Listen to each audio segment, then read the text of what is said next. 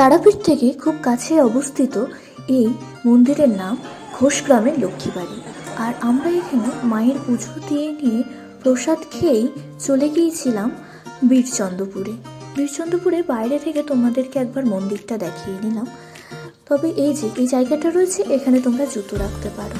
মন্দিরে প্রবেশ করার ভিডিও আমি নিইনি, তবে বাইরের যে প্রাকৃতিক সৌন্দর্য ছিল সেই ছবি আমি নিয়েছি। তোমরা একবার দেখে নাও সেখানকার প্রাকৃতিক সৌন্দর্যটা। প্রচুর রকমের গাছ ছিল আর অসংখ্য ফুলেরও গাছ ছিল। আর এই যে এখানে অবস্থিত গোশালা, সেই ভিডিও তোমাদেরকে একটু দেখিয়ে নিলাম ভিডিওর মাধ্যমে, তোমরা একটু দেখে নাও।